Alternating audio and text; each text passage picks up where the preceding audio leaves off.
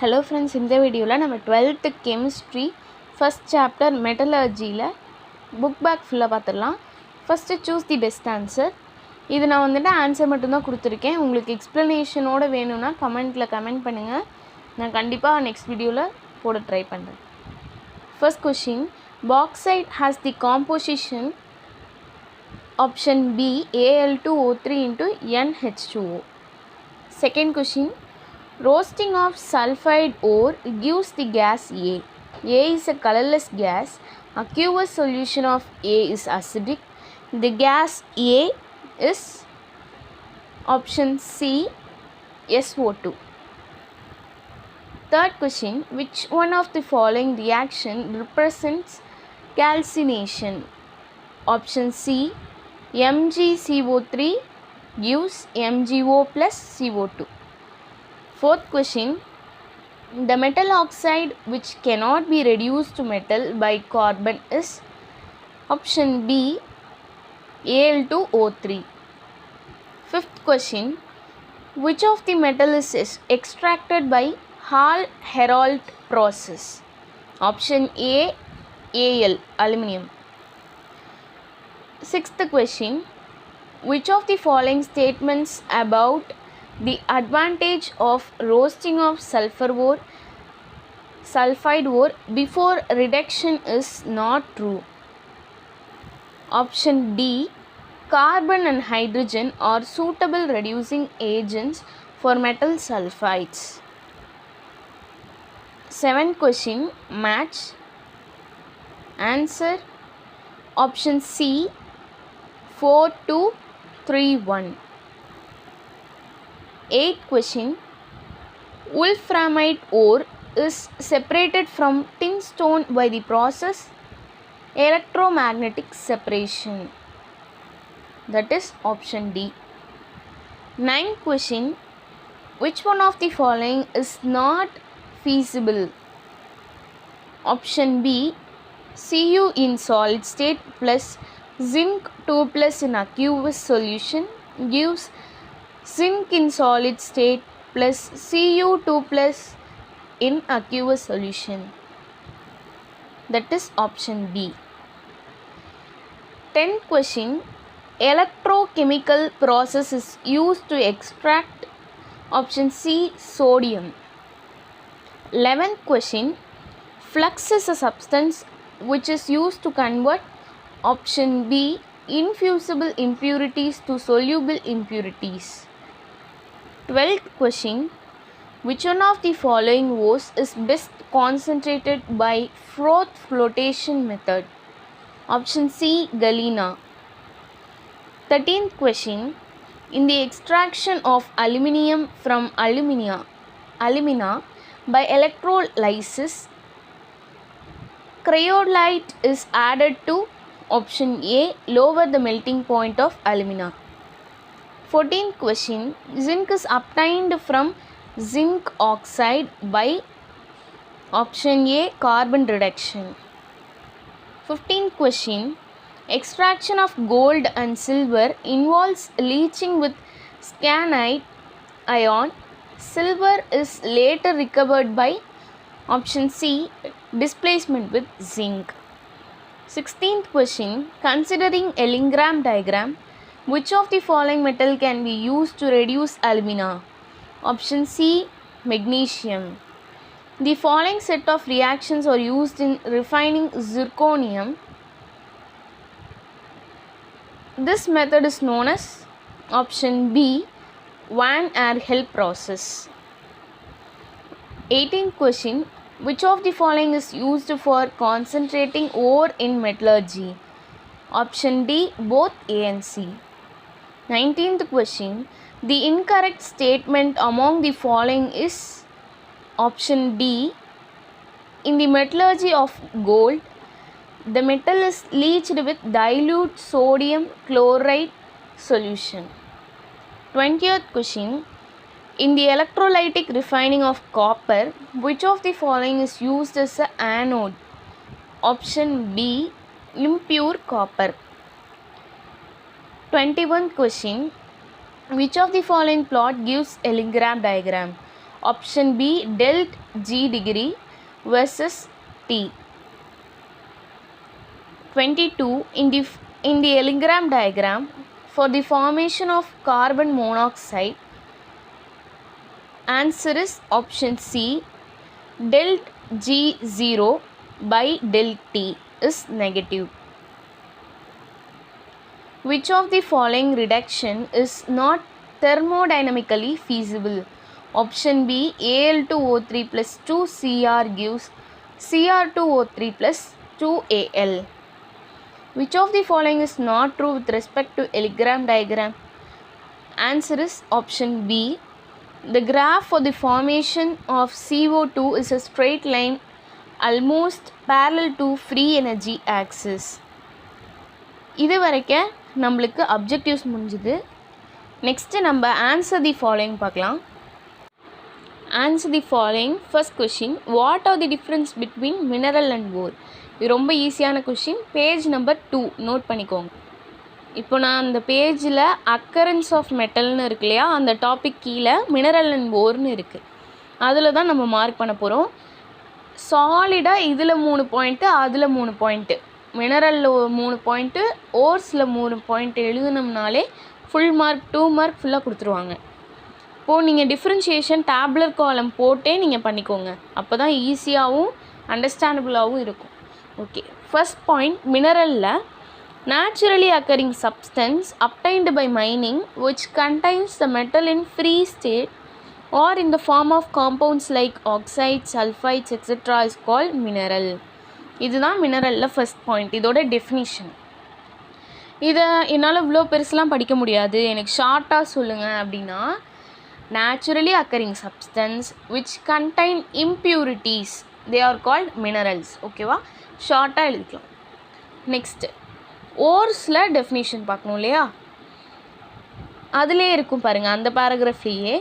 Minerals that contains high percentage of metal from which it can be extracted conveniently and economically are called ores. ஓகேவா, இது ஷார்ட்டாக எப்படி சொல்கிறது அப்படின்னு பார்த்தீங்கன்னா, minerals can be extracted conveniently and economically, they are called ores அப்படின்னு முடிச்சுக்கலாம். Second point, இது நீங்கள் நோட் பண்ணிக்கோங்க. மினரலில் லோ பர்சன்டேஜ் ஆஃப் மெட்டல் தான் இருக்கும். Mineral contains low percentage of metal. Ores contain high percentage of metal. இங்கே கொடுத்துருப்பாங்க, மினரலுக்கு மட்டும் கொடுத்துருக்கல. ஓகே, அதை நீங்கள் நோட் பண்ணிக்கோங்க. நெக்ஸ்ட் தேர்ட் பாயிண்ட், இங்கே கொடுத்துருக்காங்க பாருங்கள். All ores are minerals but all minerals are not ores. இதை நீங்கள் ஒரே வரியில் எழுதக்கூடாது. மினரல்ஸுங்கிற டாபிக் கீழே மினரல்ஸ் ஆர் நாட் ஓர்ஸ் அப்படின்னு எழுதிடணும். ஓர்ஸுங்கிற டாபிக் கீழே ores are all ores are minerals அப்படின்னு எழுதணும். ஓகேவா, நெக்ஸ்ட் இதில் 3 பாயிண்ட் நம்ம பார்த்தாச்சு.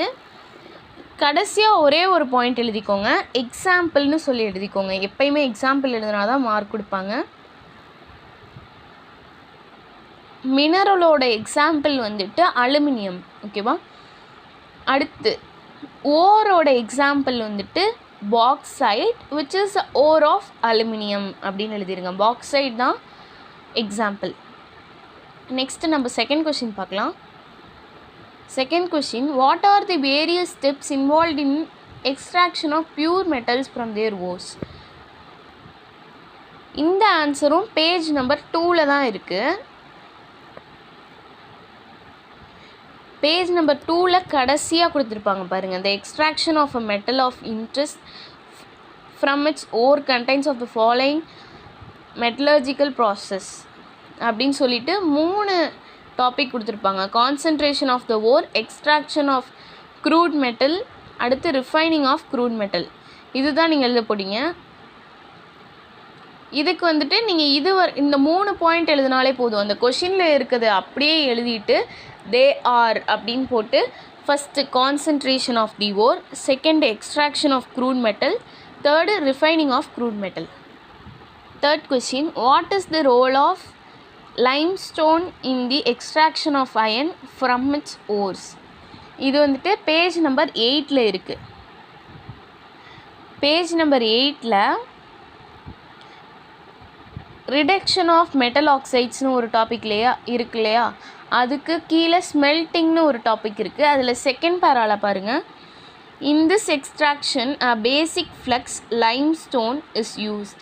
Since the silica gangue present in the ore is acidic in nature, the limestone combines with it to form calcium silicate, that is slag. இது ஈஸியாக ஞாபகம் வச்சுக்கலாம். Flux plus gangue is slag. இங்கே என்ன எடுத்திருக்கோம்? லைம்ஸ்டோன். லைம்ஸ்டோன் வந்துட்டு இதில் ஃப்ளக்ஸாக act ஆகுது. SiO2 சிலிக்கா வந்துட்டு gangue gives slag, that is calcium silicate. இது நீங்கள் ஓன் வேர்ட்ஸில் எழுதிக்கலாம். இது ஈக்குவேஷன் தான் இம்பார்ட்டன்ட்.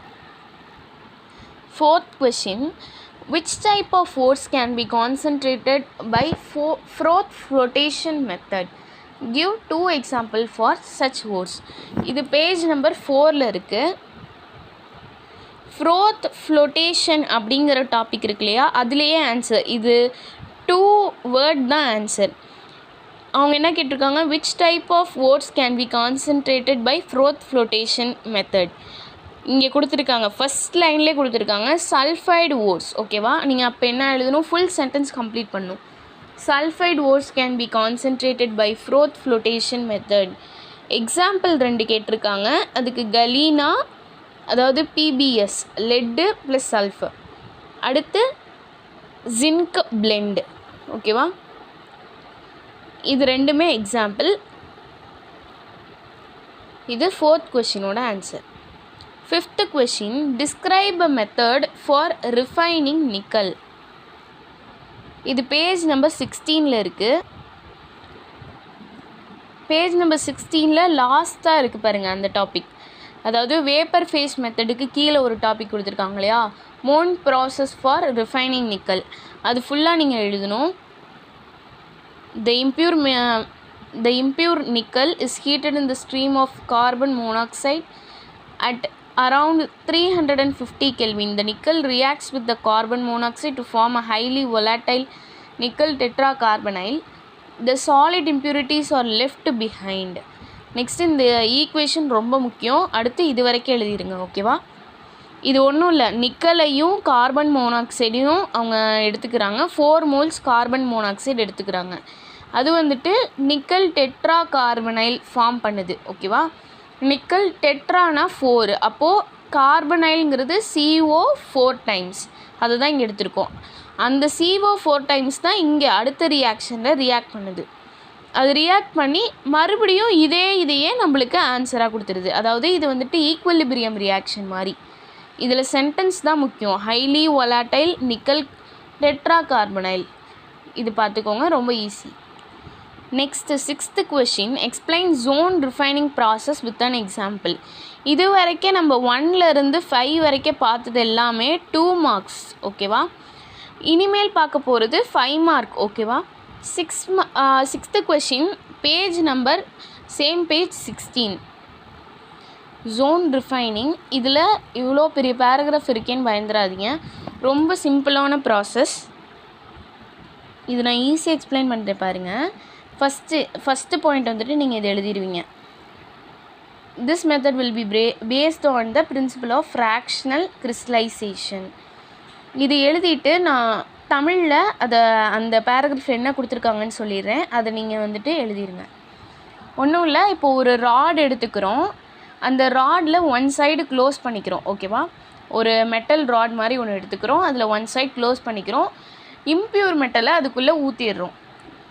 அது போட்டதுக்கப்புறம் அந்த சைடு 1 side மட்டும் ஹீட் பண்ணுறோம். அதே மாதிரி இந்த இம்ப்யூர் மெட்டல்லாம் என்ன ஆகும்னா, ஹீட் பண்ணும்போது அது அப்படியே மெல்ட் ஆகி வந்துடும். ஓகேவா, இப்போது ஒரு சைடில் நம்ம ஹீட் பண்ணுறோம். அந்த ஹீட்டரை நம்ம கொஞ்சம் கொஞ்சமாக அதர் எண்டுக்கு மூவ் பண்ணிக்கிட்டே வரும். நம்ம மூவ் பண்ணிக்கிட்டே வரும்போது அந்த இம்ப்யூரிட்டிஸும் மூவ் ஆகிக்கிட்டே வந்துடும். ஓகேவா, அட்லாஸ்ட் இது வந்துட்டு நிறைய டைம்ஸு மறுபடியும் ரிப்பீட் பண்ணோம்னா இந்த ப்ரொசீஜரை நம்மளுக்கு ஒரு பியூர் மெட்டல் கிடச்சிரும். இதுதான் ஜோன் ரிஃபைனிங் ப்ராசஸ்.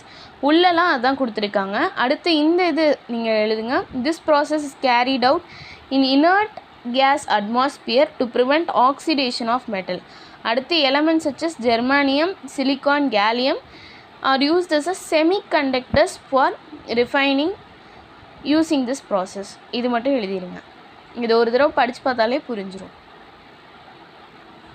இது வந்துட்டு 5 மார்க் நம்மளுக்கு. ஓகேவா? 7th கொஸ்டின் நான் கடைசியாக சொல்கிறேன், புக்கில் இல்லை. அடுத்து 8th one, give the uses of zinc. இது பேஜ் நம்பர் 17லேயும் 18லேயும் இருக்குது.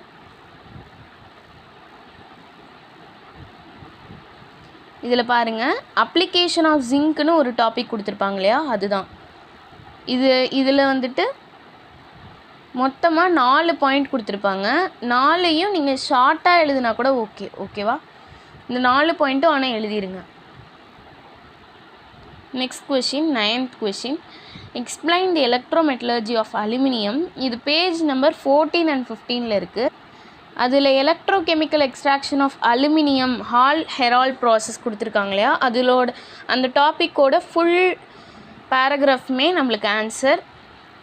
இன் திஸ் மெத்தட் அப்படின்னு ஆரம்பிக்கிறதுலேருந்து நெக்ஸ்ட்டு பேஜில் இந்த ஈக்குவேஷன் வரைக்கும், அந்த எவாலுவேட் யுவர் செல்ஃப்க்கு முன்னாடி இருக்க ஈக்குவேஷன் வரைக்கும் இதோட ஆன்சர். Next question, explain the following terms with suitable example. Gangue, slag. இது நான் சொல்கிறேன், நோட் பண்ணிக்கோங்க, புக்கில் ஈஸியாக இல்லை. ஃபஸ்ட்டு ஒன், கேங்னா என்னன்னு கேட்டிங்கன்னா, non-metallic impurities present in the ore is known as gang. Non-metallic impurities present in the ore is known as gang. இதுக்கு எக்ஸாம்பிள் நம்ம அந்த லைம்ஸ்டோன் இதில் படித்தோம் இல்லையா, அதே கூட எழுதிக்கலாம், SiO2. நெக்ஸ்ட்டு ஸ்லாகுங்கிறது both gangue plus flux is known as slag. ஓகேவா? ஸ்லாகுக்கு ஒரு எக்ஸாம்பிள் கொடுக்கணுன்னா CaSiO3 அந்த லைம்ஸ்டோன் இதில் படித்தது தான் இதுவும். 11th question, give the basic requirement for vapour phase refining. இது வந்துட்டு பேஜ் நம்பர் 16ல் இருக்குது. இதோட ஆன்சர் வேப்பர் ஃபேஸ் மெத்தட் அந்த டாப்பிக்கில் இருந்து நெக்ஸ்ட்டு பேஜ், இதுக்குள்ளே 2 டாபிக் இருக்குது. ஒன்று வந்துட்டு Mond process for refining nickel, இன்னொன்று வந்துட்டு Arkel method for refining zirconium and or titanium. ஓகேவா? இந்த 2 டாப்பிக்குமே நீங்கள் எழுதணும். 12th கொஷின் வந்துட்டு புக்கில் இல்லை, நான் கடைசியாக ப்ரெசென்ட் பண்ணுறேன். Next 13th question, explain the principle of electrolytic refining with example. இது பேஜ் நம்பர் 15 and 16ல் இருக்குது. இதில் எலக்ட்ரோலைட்டிக் ரிஃபைனிங்கிற டாபிக் ஃபுல்லாகவே நீங்கள் எழுதி ஆகணும். இந்த க்ரூட் மெட்டல் அப்படிங்கிறது ஸ்டார்ட் ஆகுறதுலேருந்து நெக்ஸ்ட்டு பேஜில் சிமிலர் மேனர் அப்படின்னு முடியுது இல்லையா, அது வரைக்கும் நீங்கள் எழுதணும். இதுக்கு எக்ஸாம்பிள் அதர் மெட்டல் சச்சஸ், இதுக்கு எக்ஸாம்பிள் வந்துட்டு இதெல்லாம் எழுதலாம். ஓகேவா? Next 14th question, the selection of reducing agent depends on the thermodynamic factor, explain with an example. இது பேஜ் நம்பர் 10 and 11ல் இருக்குது. பேஜ் நம்பர் 10ல் thermodynamic principle of metallurgy topic ஃபுல்லாகவே நீங்கள் எழுதணும். இதிலேருந்து நெக்ஸ்ட்டு பேஜ் இருக்கு இல்லையா, அதில் ஸ்டார்டிங்கில் ஒரு பேராகிராஃப் முடியுதுல, எலிங்கிராம் டயக்ராமுக்கு முன்னாடி வரைக்கும் நீங்கள் எழுதணும். நீங்கள் இந்த ஈக்குவேஷன் 1 and 2 இது நீங்கள் வந்துட்டு நீங்கள் ஓனாகவே ஈக்குவேஷன் 1, 2 அப்படின்னு கொடுத்துக்கலாம். Okay? 15th question, give the limitations of எலிங்கிராம் டயக்ராம், பேஜ் நம்பர் 13. அடுத்து லாஸ்ட் கொஷின் 16th கொஷின் வந்துட்டு write a short note on electrochemical principle of metallurgy, page number 14. இப்போ நான் 13ம் 14லையும் காமிக்கிறேன். லிமிட்டேஷன்ஸ் ஆஃப் எலிங்கிராம் டயக்ராம் இந்த 2 பாயிண்ட் தான் இருக்குது. இது ரொம்ப ரொம்ப ரொம்ப இம்பார்ட்டண்டான கொஷின். இது எல்லா எக்ஸாமுக்கும் அடிக்கடி கேட்பாங்க. ஓகேவா? இது நல்லா படிச்சுக்கோங்க, தரவாக படிச்சுக்கோங்க.